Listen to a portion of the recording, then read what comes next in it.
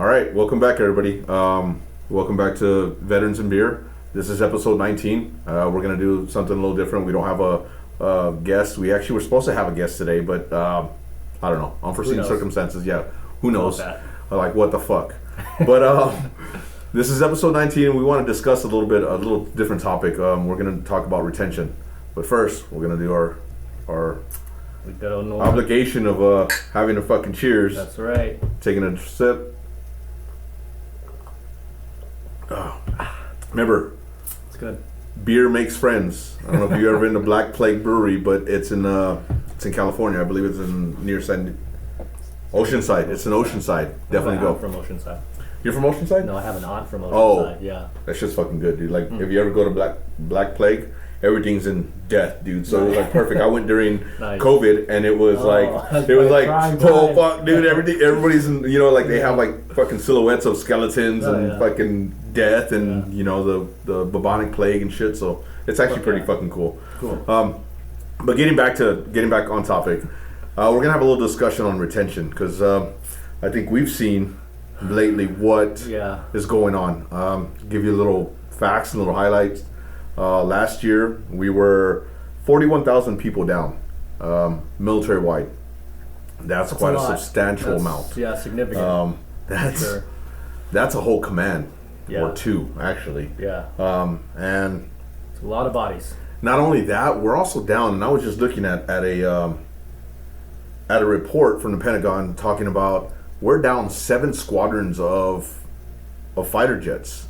Or 7 units. That's a fucking shit ton, dude. And they're slowly sort of getting rid of aircraft too. Yeah. So it's like F-22s, A-10s. So what are you going to do to replace it? Right. I mean, we got that new F-35, but but we're supposed to be slotted to get like 1,400 of them, and we're probably only like. And that program was so far gone. Like. Yeah, I mean it's advanced and it's actually come around, but I mean we need a whole different. But that's a whole different topic because we're talking about retention with people, with troops. Bodies. As we were looking at some stuff that we wanted to talk about, some good aspects to this is the warrant officer program is coming back for the Air Force. Right. Which they haven't seen that in since the 70s, 60s, 70s, and then they got rid of it.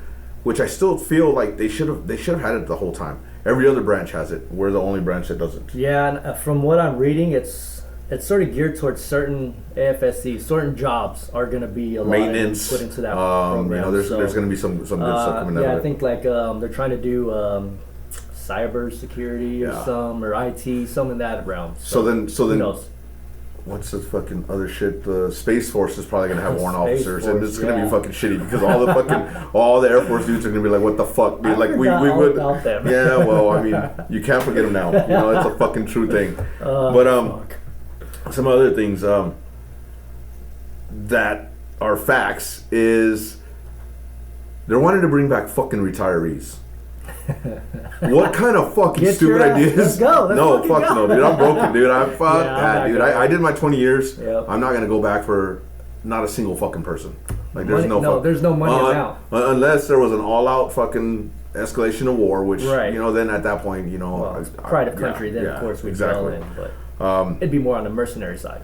But yeah, exactly. Like pay me fucking good. But I just want to fucking fix planes, and you guys can fucking do whatever else you want to do. The Air Force. So that didn't work. We know that. Yeah, that didn't work. I mean, if somebody did come back, hit us up. Let us know. yeah, exactly. But I mean, let's be realistic here.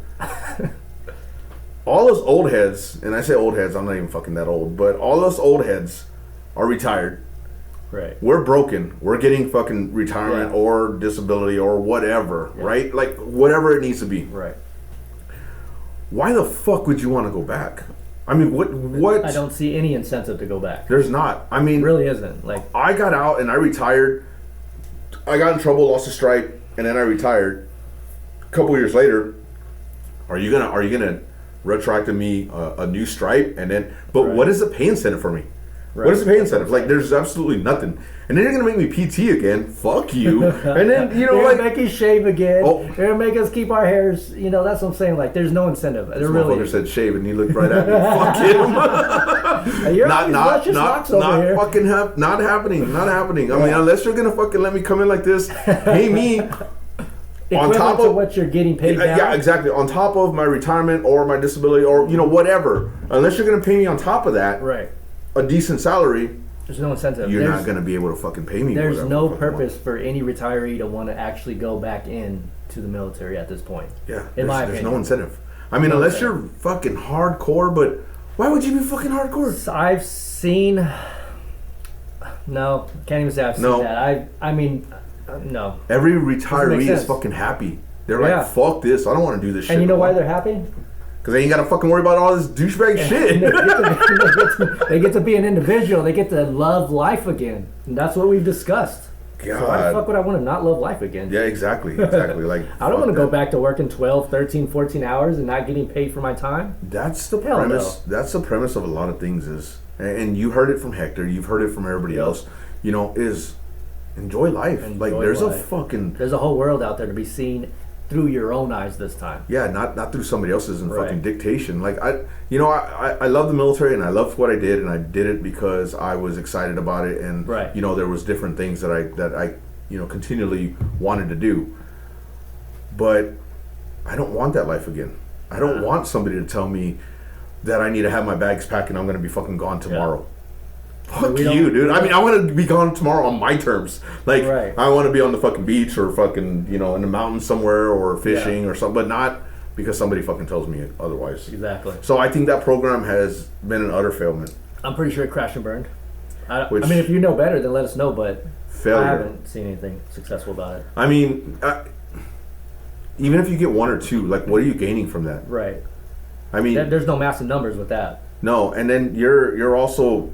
You got to retrain these individuals. That's going to cost you a fuck ton of money. And depending on how long they've been out, you sort of got to reform them. Yeah, reintegrate. It's kind of like, so the Army, all the programs have, if you're prior service, you come in, you take a gentleman's course. That's what they call it, a gentleman's course. The Army does it, the Marines do it. You may lose a stripe, but you come in and you have to go through, but it's not as tough as it was. Right. But sort of a crash course. Yeah, who in their right mind would want to do that unless you retired and didn't work after that? And even then, like, fuck that. Are you gonna pay me for what I'm worth? Because since I got out, I've gotten several degrees, several master's degrees, and what? None of those. How are you gonna compensate me for my time, effort, and everything else? Your knowledge now, your experience. They're not going to. Fuck that. That's dumb. That's dumb. So we know we smashed that. Probably didn't work. We know it didn't work. So whoever thought that, nice absolutely didn't think that. I'm assuming you were drinking when you thought that. Maybe. Wait, it depends on the state. They might have gotten high, man. Like, that might be a fucking. I mean, plus I could fucking smoke. Yeah, I could fucking go. That light fucking turned on right there. I could fucking smoke, dude. Like, Why the fuck would I want to go back? We're not going back, guys. Sorry, Chuck. Not happening. Safe to say. But okay, so on those realms, some of the other incentives with the whole warrant officer program, I can see that working out. I've heard a lot of complaints about, I get the EPR program. They don't call it EPR, it's EPB or something. I don't know. But I've heard a lot of complaints about that as well. But they don't test anymore, do they? I believe they test for NCOA or staff senior techs. NCOs. No, they don't. They don't test for senior NCOs. So it's teching up, right? Something like that. I don't fucking know. I don't know. Haven't been in. I don't care. The last few years, but don't care. But I think sort of where I was going with that was with retention. Maybe that'll sort of help bring people in with the whole warrant officer program. I don't know. I mean, I think it's a good idea. I don't know enough about the warrant officer program as it is, so it's kind of, obviously you have to have a degree, and right now even every chief, every senior and chief is going to have a degree. Like that's almost a rite of passage to get there. Right. But now it gives you an extended period of time to where you can grow and kind of be in the middle. So it's a liaison. It's a liaison between the enlisted and the officer. But those are those technical experts. They don't want nothing to do with. So the way the warrant officer program was explained to me, whenever I was going to get out of the Air Force and join the Army to be a mechanic in the Army, which I'm so fucking glad I didn't, is you're the liaison, you're the technical expert. So you're not dealing with fucking personnel issues. Okay. Because you don't have to fucking worry about that. You're worried about fucking getting these planes off the fucking goddamn ground or getting your fucking troops to do whatever they need to do. Okay. But you're not fucking... So you're a legit, you're like a frontline officer, basically. Yeah, because we know that's really not a thing in the Air Force. You know, officers are always in the back. But it's not a senior NCO category because senior NCOs have to do all the rest. Right. They do all the personnel. Right. So I you're like boots on the ground, fucking leading from front. I think it's a good idea, but how are you going to implement that? Like, are you going to throw some people into Chief Warrant Officer 5 categories? Are they going to sort of take the expectations of sort of how the Army does it? Like, are they going to follow that spectrum? You know, like, are they going to come up with their own? Is it going to be a whole new situation? Like a whole rewrite? It might be. It might be. I don't know. It would make sense to sort of follow the Army's standards because we branch from the Army. But then kind of change some of the aspects. Tailor it accordingly, you know? So that way it's not as difficult and hard as the Army, but makes sense for the Air Force. I think it is a good idea. But I can see it working. You know, you're talking Air Force retention is 89%, which is great. But we're still lacking numbers. Big time. I mean, like I said, 41,000 military wide. Now I get a lot of that is Army, probably fucking 50%. Oh, excuse me, 50% of that's Army. But as we've had this talk before, the Great Purge of 2020 or 2012, 2013. Right. I mean, the Air Force eliminated fucking 30,000 fucking people or something. Of people. And that's they've done that purge a couple times, just on a smaller scale. Yeah. Oh yeah. 5,000 here, 3,000 there. But with all the global engagements that we're in and potential war for everything, like I don't know. Why are we? I'm gonna fucking digress, but. Why the fuck are we sending all this money to other fucking countries when we should be fucking focusing on taking care of our own?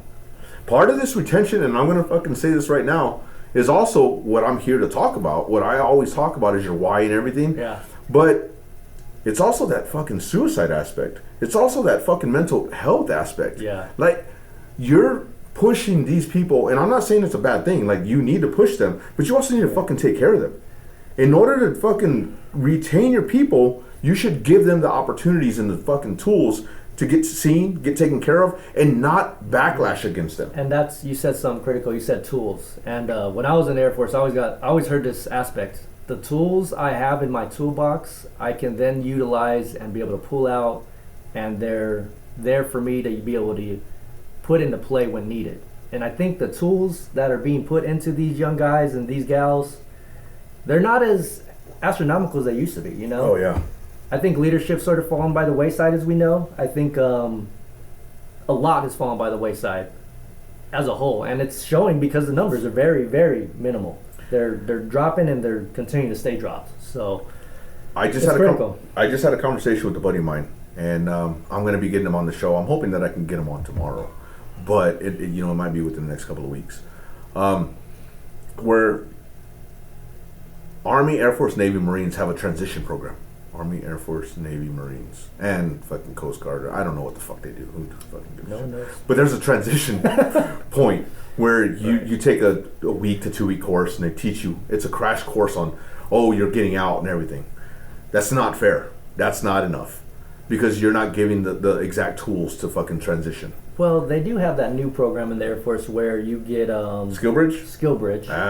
It still doesn't give you that transition point. It gives you an opportunity to go learn a position, but it doesn't give you that aspect of the transition. Yeah. Because the transition is the hard part. Right. Yeah. They're more focusing on getting a job and making you a productive member of society. Right. There's a job out there for you. You can have a job, and this company can possibly pick you up. But I understand the transition point. But I think with the retention portion is, if these kids had these tools, and I say kids, I use that lightly because they're not fucking kids. Even the people that have been in fucking 30 plus years. Yeah. You have to have a transition period.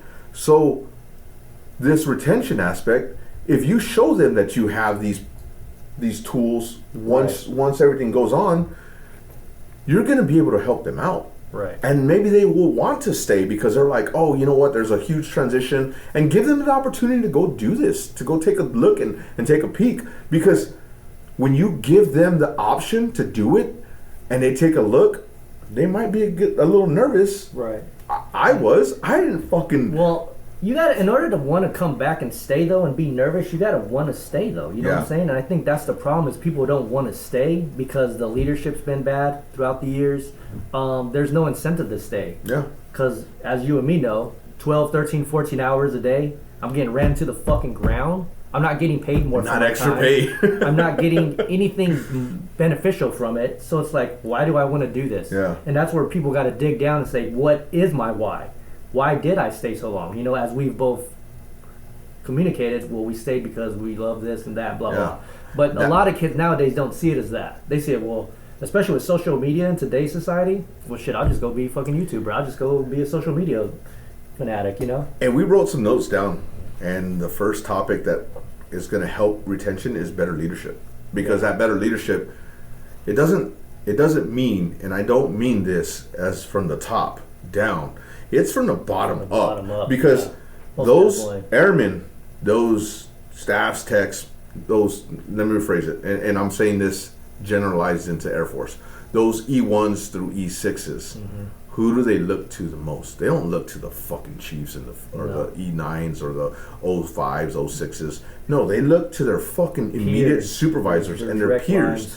So that leadership needs to change, needs to focus on, hey, we shouldn't be doing fucking 12 hours a day. Fuck that. I had to fucking, when I was in, I had to fucking be the buffer and be the guy for my troops as my supervisor saying, why the fuck aren't these motherfuckers working 12s? Yeah. Well, these dudes are burnt out. Like, you have them working 12s for fucking a month straight with 1 day off. Yeah. Who the fuck's not going to be burnt out? You know, you can't do that because as a 12-hour shift, an 8-hour shift usually is like 70% productive.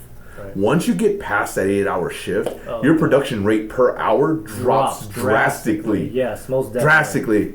Yeah. Pinch poke, motherfucker. You make Coke or a beer, but it drops drastically with every fucking minute that you're there. Because and you're tired. You're wanting to go home. You know, you're hungry. You know, you're exhausted at that point. There, you make every excuse possible to lag as much as necessary to not do the job, not get it done, and take more breaks and relax because your body's physically exerted all it can and your mind's exerted all it can, and you're just at a point you're like, I don't want to be here. I don't care. And I think that should be taught in the leadership schools. Yeah. Like I'm not trying to fucking sway a fucking leadership school or anything else, but I think that should absolutely be taught in leadership schools because when you put that burden on somebody constantly, what are you going to get? What is your effective rate on that? Well, you're not going to have an effective rate. You know what they say, one bad apple spoils the bunch. Yeah. So once you get someone that's been in that realm, and then it fucking becomes toxic and spreads like cancer. They're going to voice it, they're going to make their opinion known, and people are going to talk. And that's what is going to happen. And then the next person that's in that realm, they're going to be like, yeah, he was right. So-and-so was right. Fuck this. I'm done with it. This sucks. I don't want to do this no more. I can't wait to get out. I've heard that so many times. I can't wait to get out. I fucking hate this. It's fucking cancerous. It's a fucking disease. And you look at some of these young kids, you know, 19, 20, 21, getting out 4, 5, 6 years, and you're like, what are you going to do? They're like, I don't know. I don't care. I just want to fucking go. I'm going to go to school. That's what everyone says. I'm going to go to school. And then who cares, right? And then they don't even go to school, but it doesn't matter because you just lost out on a fucking hardworking motherfucker all because you wanted to push him to his limits. Exactly. Which should never fucking happen. Yeah. And if you're going to push them to their limits, you need to reward them accordingly. Yeah. And when I think of that, I've never seen rewards accordingly. No. You know, I've never. You know, remember they used to do, what did they used to call it? When you you worked your day off, we'll give you a day off. Oh yeah, it was just a fucking comp day. Yeah, comp day. I never fucking. You know how many? Yeah, I never fucking got one. Never. I mean, I won a couple because they were like, oh, you did such a great job, you got an award, and here's your comp day, and I would just give it to my boss and say, here, the fuck do I need this for? Because I'm going to end up having to fucking work anyway. It doesn't even matter. Yeah. Even on my days off, I would fucking have this phone. Like, if I would try to take a day off, I would be on my cell phone because it was like, what the fuck? So, it starts from the bottom. Don't fucking treat your troops like they're fucking, like, I get that they're expendable, and even Hector said this. Yep. They're expendable. They're absolutely expendable. But you have to make sure you take care of them. You got to keep the good ones. You want to keep the good ones. And I think that's where this is falling in, is that the good ones are getting out. When I was a young airman in Charleston, I remember Staff Sergeant Giddens, hardest motherfucking working engine troop I've ever seen. Knew his shit by the book, up and down, left and right. I tried to learn and take everything in that he was dishing out. Busted his ass. I came back from a deployment, and I remember Staff Sergeant Giddens was getting out. And I was like, what? What the fuck? What do you mean you're getting out? Burnt out. And I realized he was burnt out. He was burnt out. He had busted his fucking ass. His entire he did 6 years. He was a 6-year enlistee, and then he extended for an additional 2, up to 8. He was a fast burner. He made staff. If I'm not mistaken, I believe he made tech, and he didn't even take it. He just fucking was like, yeah, I'm getting out. And I was like, what? That's crazy. It blew my fucking mind because this dude was so good at his job. Everyone loved him. Worked his ass off. Was great. And I was like, damn, this dude, he's the shit. You know, this is who I need to be like. And then I'm like, he's getting out? And it took me forever to realize why he was getting out until I became sort at his position. At that point in time. And I was like, I completely understand why he got out. And here's the thing, is think about what he said. He talked about the hard work, but this individual was intelligent. Yes. He actually knew his shit. Right. So you let talent go, right, and you don't retain them because you burned them out. Yep. So what the fuck does that say about you as a leader? And you know why these guys are getting burnt out? And I remember why I was getting burnt out, because not everyone's held to the same standard. Oh, yeah, yeah. You know what I'm saying? And that's another topic that is is part of it, is being held to the same standard. Because I remember old Joe Blow, Airman Holmes, fucking sitting inside all night, not doing shit. And then I'd come in on day shift, and I'm like... And that's the motherfucker that made chief. No, I'm just kidding. That's the motherfucker that got kicked out. But there's some individuals that do that milk the system, and then all of a sudden they're fucking E9s or fucking... Yeah, they just schmooze on through. Yep. But also to that topic is the equipment that we have that's aging, that's fucking old. Like... You gotta know it. You gotta know it, but you're setting yourself up for failure when your mission capable rate is fucking 30%, bro. Like, that's we all know the B1s, and I mean, there's plenty of platforms. That's your deployable personnel, 30%. That's fucking out of horrible. Say 500 people, 30%. Yeah, but that's also your aircraft availability is 30%. Like for every 10 aircraft, only 3 of them are capable of fucking taking off. Right. Oh, I'm probably saying a secret that I probably should. Fuck it, I don't give a fuck. Look, I'm dead inside, bro. Fuck you. But he brought up a good point, is social media is kind of carrying. I can be a YouTuber. The new realm of these young guys. I can be a fucking TikTok fucking... I can be a TikTok famous I can sell my goddamn feet right now on OnlyFans. Right. I'm gonna fucking do it. I'm gonna be a millionaire, and you guys are gonna be like, what the fuck? This dude's got ugly feet. I don't even have ugly feet, but if you've worn boots as long as we have, I promise you, if you've worn fucking steel-toe boots as long as we have, you don't want to see our feet. Yeah. And if you do, hit us up. Let us know. Yeah. Hit us up. Like, we got you. But that social media influence. I mean, you see these individuals that are military right now that are making fucking TikToks and making tons of money videos, on top of what they're doing in their fucking career, right? Because they have to. They're not getting paid enough. Yeah, but why would they want to fucking stay? Right? Why would I want to work with my hands when I can work with this and make videos and do a little dance and a little shug and blah blah blah. I'll do it. Man. You gonna pay me some money, baby? There's a strip club up the way. No. But yeah, social media is the new realm of where we're seeing a big influence of young guys and gals that are, well, I mean, I don't want to carry a 9-to-5. I don't want to do a regular job. And I most definitely don't want to join the military when I see hundreds of thousands of people doing TikTok, doing social media, doing YouTube, and making hundreds of thousands of millions of dollars. But then there's a social aspect behind it, which we were talking is your beards and your fucking neck tattoos that we kind of both don't agree on. But we're allowed to have now. We don't care. Let them do what they need to do if they're a fucking good person. This shit's not gonna fucking determine who the fuck I am. Yeah, and it's not gonna stop me from doing my job or you doing your job. We both did our job. Sometimes do I not want to do my job? Yeah. Right. But I do my job. I'm fucking educated. I know what the fuck I'm doing. Dude, this shit doesn't. Second masters. No, third. Third masters. Jesus Christ. I stopped my PhD. I stopped my PhD and went back to school for third masters. Who'd have thought this guy had fucking... Yeah, who'd have thought? Like, fucking dumb fucking dude from fucking San Antonio. Like, tatted up, and I'm fucking working on my goddamn third masters. Like, who the fuck is this guy? Yeah. But that's where we're at right now in society. You have to let these kids grow. You have to give them the fucking tools.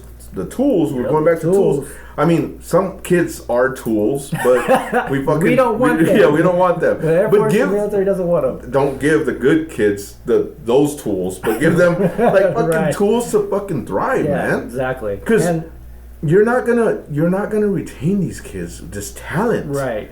With that mentality of, oh, let's fucking work them to death, to the bone. Yeah, it's not fucking fair to them. And then we've all seen, they don't want to stay in. People don't want to stay in. I've seen so many people get out 4 years, 6 years, and they're like, I've seen people palace chase.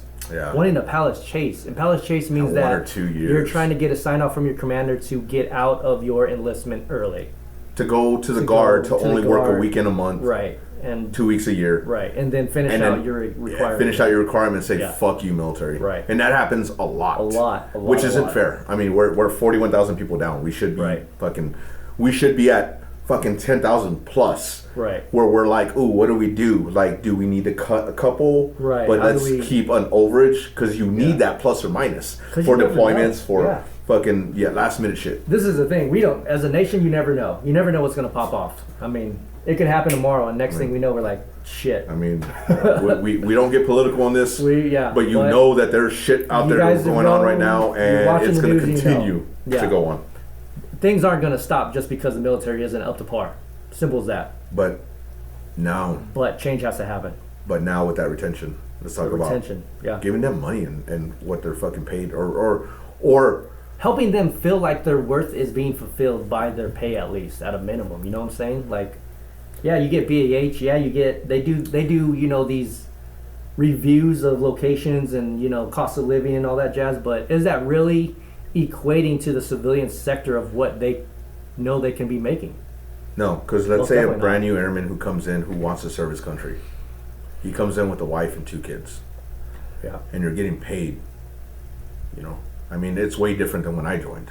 Yeah. When I joined, I was getting less than $1,000 a fucking every 2 weeks. Yeah, and I remember $700, $750, and I was married with a kid. Yeah, and I remember being in the dorms going through boot camp, and they used to post your LES and shit, everyone's pay, and I remember seeing my pay, and some of these guys were like, "Damn, how are you making so much? How are you making $1,200 a paycheck?" And I was like, "Well, I'm married with a kid, and they're making like $700, Yeah, that's not fair. $800. And how are you supposed to retain these? How are you supposed to retain this talent? Because there was another topic that we're going to talk about as to what the military is a last resort for people, which is not fucking true. And we're going to have that discussion at another time, because people seem to think that we're the degenerates and the fucking, whatever. Because where does the military recruit? Right. Low income locations and stuff like that, which is fine. Yeah. But we aren't degenerates. We're not fucking. No. We build upon our fucking talents and we continually grow. Yeah. But you're not paying them to their talents. Right. You're not giving them. They're not making as much as what they should be in the civilian sector. Right. And it's not fair to these kids who are struggling, who are, as we've had this discussion before, looking to WIC, to social government programs. Subsidies. Where that's not fair. That should not ever be the case for military members. Especially being, for our nation's defense. Why is someone that's defending the United States of America having to go out and apply for WIC or apply for government aid? And what do they say? We sign a blank check. What is it? Us, Jesus would give his life, but so would the U.S. military. You know what I mean? It's true, but is it not? Deployed 7 times. Don't know where I was going, a couple of them. And you just get to that point where, okay, well, if it's my time, it's my time. God damn it, fuck it. And I recall, and I'm sure you do too, before every deployment, there's a rigorous program you go through. Mm-hmm. You got to update your SGLIs, you got to update your what is it, your words and all that jazz, like, because you don't know if you your get wills and your wills and you get taken hostage and your special words and all that shit, because you don't know. That's the inevitable, and you go through that every single time you have a movement, and it's like that's what you signed up for. If that's what it becomes, that's what it becomes. I'm down for it. Yeah, but that's what they need to realize is that, and then adjusting for inflation. You see that our inflation is so fucking high right now. So why not? You gotta adjust. I mean, the VA has adjusted ours. Yeah. 3.2% in month 2 or 3. Yeah. Why isn't the military's adjusted accordingly? For that? You know, because you give it to them in the beginning of the year, which is fine. It's not the beginning of the fiscal year; it's the beginning of the fucking calendar year. Yeah. But why not do reviews throughout the year? And if you have to give them more money, give them more fucking money. Why are we? There's always more money. You know how we know there's other more money? Because every fucking year, what did we used to do? Oh shit, we got all this money we got to spend. Go buy all the fucking big screen TVs. Those are different pots. Those are different pots. We're not going to get into that. But if you got that, subsidize that into the right pot. Yeah, is what I'm saying. That's where I'm going at. And again, we don't get political here, but you got to think, how much billions of dollars do we give to other countries when we should be taking care of our own fucking military? I mean, if you had a couple billion, back to us, give it to the fucking people that fucking take care of you motherfuckers. Well, last I checked, we were in a deficit because we owe some countries, so I don't know how to fuck. Well, we don't owe countries. We just give everybody fucking money. I don't know how we're giving anyone anything, so. Trillions of dollars. Yeah. But back to retention. The retention is at an all-time low, and doesn't look like it's going to get any better. So how do we retain these young guys and gals? How do we get them to want to join our military? Want to join their military? Because this is the United States of America. You should want to. If you don't want to join, I get it. Maybe you have another avenue. But if you have that feeling to want to join and be a part of something bigger than yourself, and you want to actually step into those big steps, then you need to do it. And how do we get them to do that? How do we get people to want to do that? It's not a bad life. And give them a trade. They get schooling. You get a trade. They get schooling, which is great. Yep. Give them a little bit more. Yeah. While they're in, send them to schools. Help them fucking be that intellectual fucking individual that you know that they can be. I joined because I didn't like school, and here I am fucking the motherfucker that's fucking still in school. I also joined because I didn't like school, and I didn't do any school. He doesn't like school at all. But when you, and I'm saying this not in a bad way, but if you send them to leadership schools and everything else, some of those kids that didn't like it thrive. Right. I did. Yeah. I enjoyed it. Mm-hmm.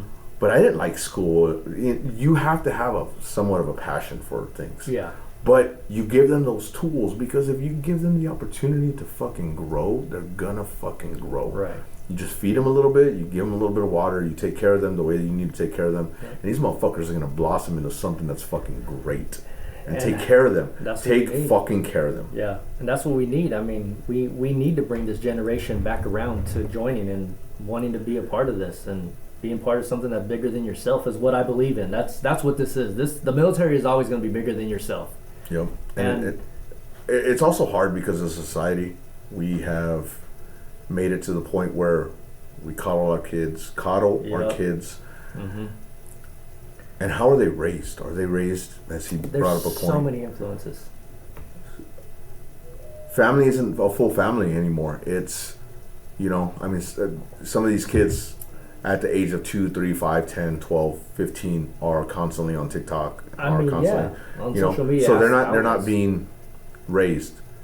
Right. Is it fully their fault? No, absolutely not. I mean, we both have young ones, so we can understand that. Like, I got my youngest is 14, and she's had a cell phone since she was probably 11, 10, and she's all about whatever, playing those games and stuff.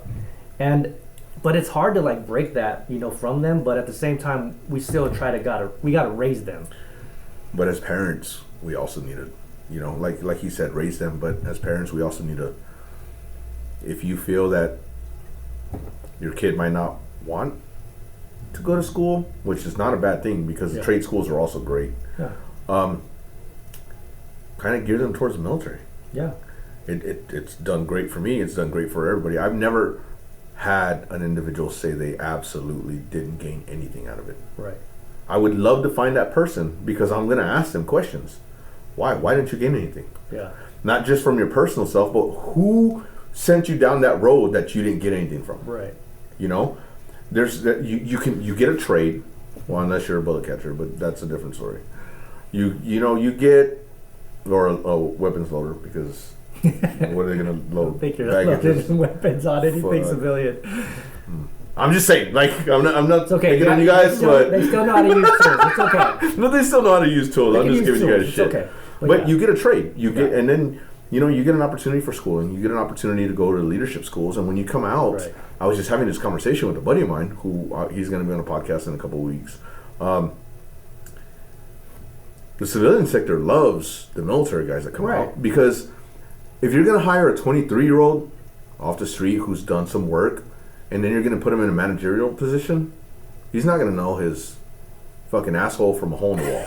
Yeah. But if you give a 23-year-old military guy who did 5 years, and who's probably a staff sergeant, who has some leadership, who's had to supervise, whether he was a good supervisor in the military or not, he's going to know how to fucking somewhat lead or manage at some point because they're going to give you those skills. Right.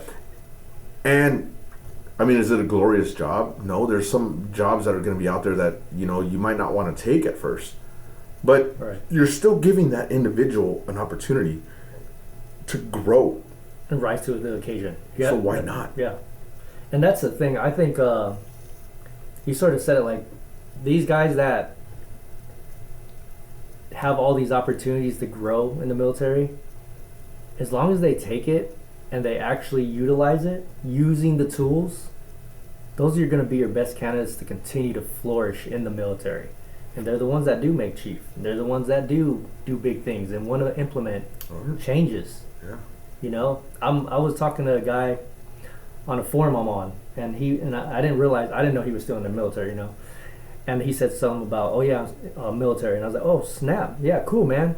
And then I hit him offline, just messaged him, and he's like, yeah, man, I've been in 23 years and I'm still in the Air Force. And I was like, oh, so you're a chief? He's like, yeah. He's like, there's things I'm still trying to change. He's like, I want to make change still. And I was like, that's what good leadership is. Yep. You know what I'm saying? And adapting to the new age that we're in. And that's the hardest part is people have adaptation problems. And we've seen that plenty of times throughout our careers where people can't adapt. I remember a young airman when I was here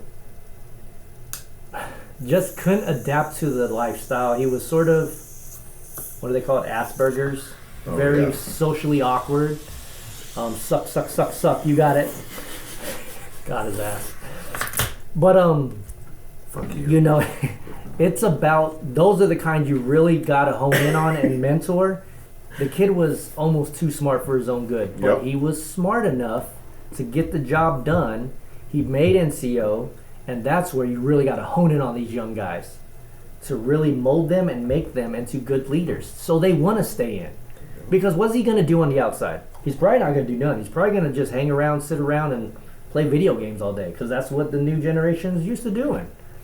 But he's an asset to our Air Force. And if they can mold him appropriately and actually retain him, because there's a lot of guys who are like, man, fuck this kid. He's trash. He's awkward. He doesn't need to be in. Doesn't know how to supervise. Like, no, it's not that he doesn't know how to supervise. He hasn't been trained appropriately to supervise. Yep. And we know this in the Air Force. Anyone can be trained to do what they need to do. They give you all the tools in the military, at least in the Air Force. They give you a technical order. It tells you step by step. The only problem is not in color. Fuck that. But I'm saying it tells you step by step. Hey, do this, A. Do this, B. Do this, C. Use this tool, A. Use this tool, B. Use this tool, C. It is literally fail-proof. There is not one point in the military, Air Force-wise, that's not fail-proof. Except for when you got to test for rank. But they give you all the skills and all the books they need to know to test for rank. Yeah, that's true. So, it's really an aspect of why aren't these people staying in? Because they've been given all the tools. They've been given all the opportunities. It's the fact that we're hitting on leadership. We've brought that up a couple times. Leadership sort of starting from the bottom up. Because we can always blame it from the top down, as we know shit rolls downhill. Yeah. But shit starts at the bottom up too. And it also starts with knowing your people. Yep. And if you don't fucking know your people, Well, if you don't know my name, then fuck you. I don't know your name, and I'm out. Also, buy-in. Absolute buy-in. You have to get these people to buy in.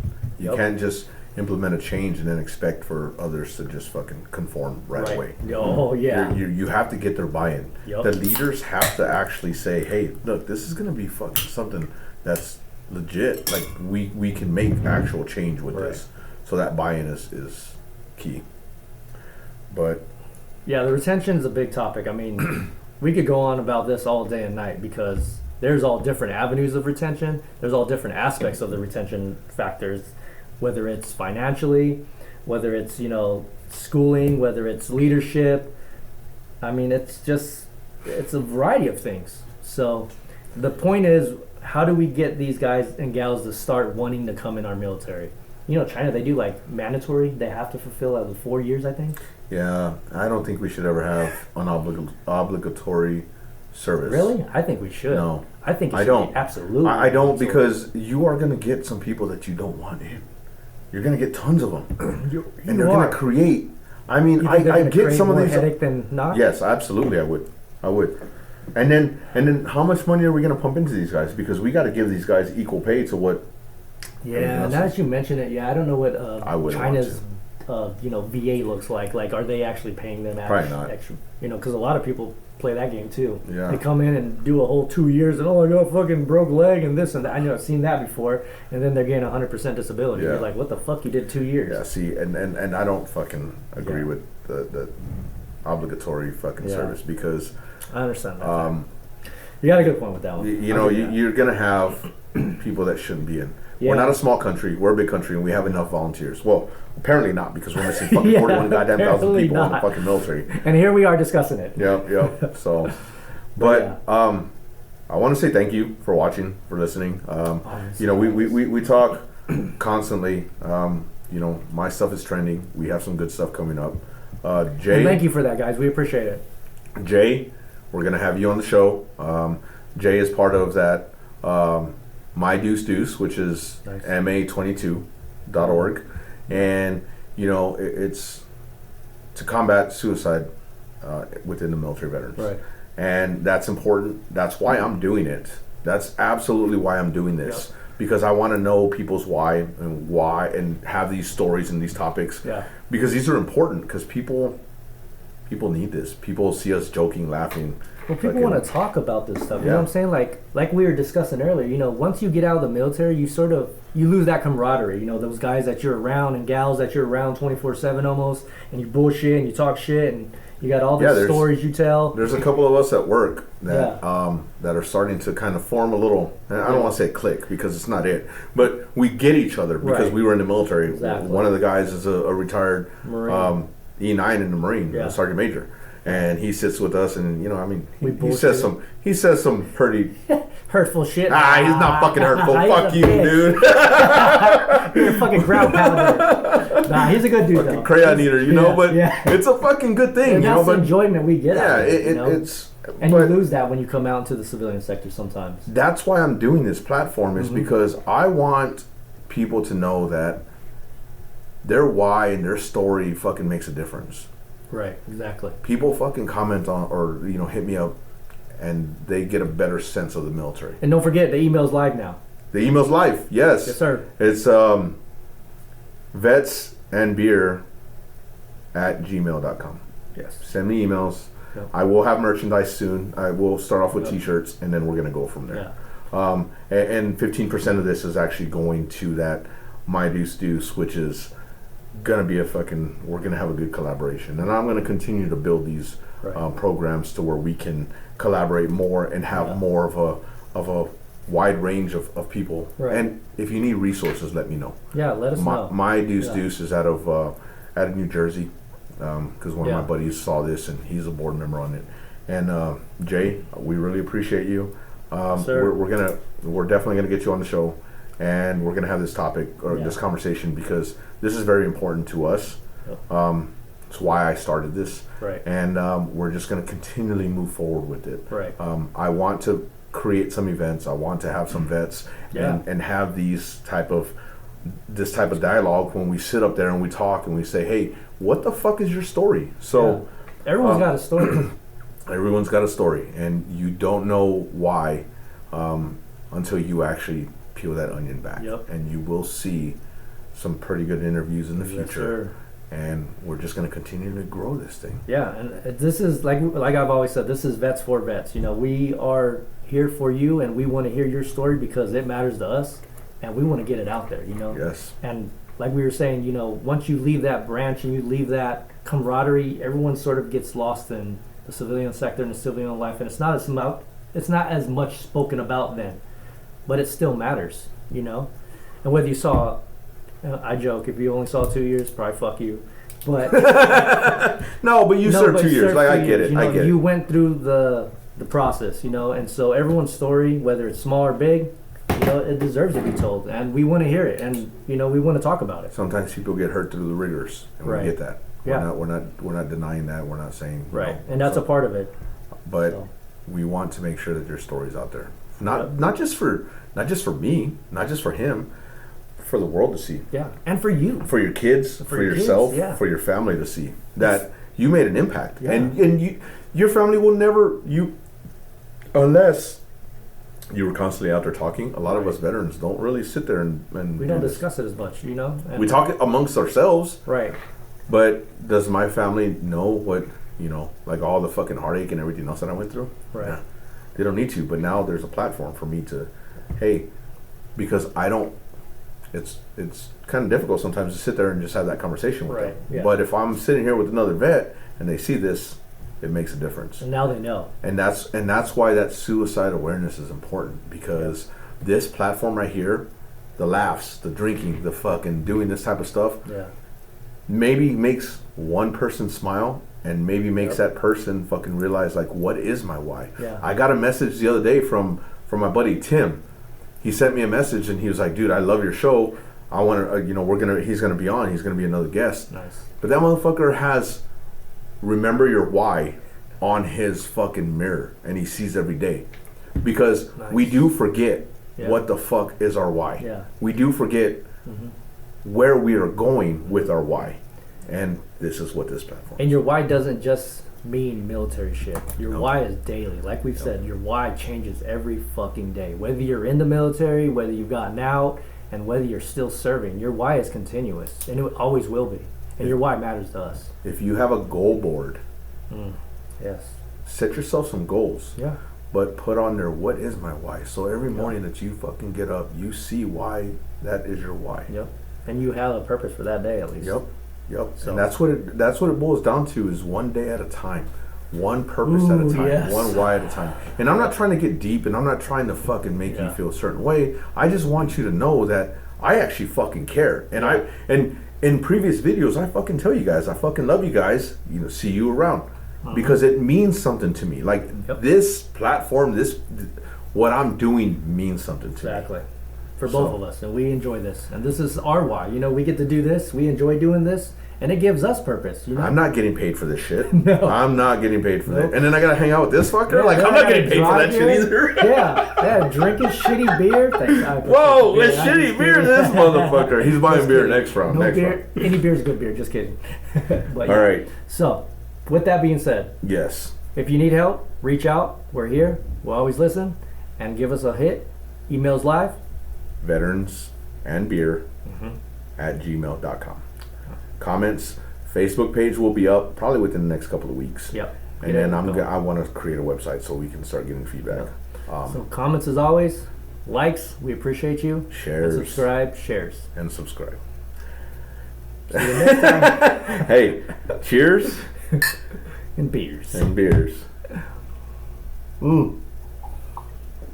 And did you see that little cocksucker? Where is he? Where is he? There he is. There see? we go. The motherfucker's moving. He's like here. fucking Elf on the Shelf. He's like Deadpool on a fucking Headpool. I don't know. I'm trying to. I'll figure something out. So be on the lookout for next time where he's at. Yep. All right. Talk to you soon. Laters.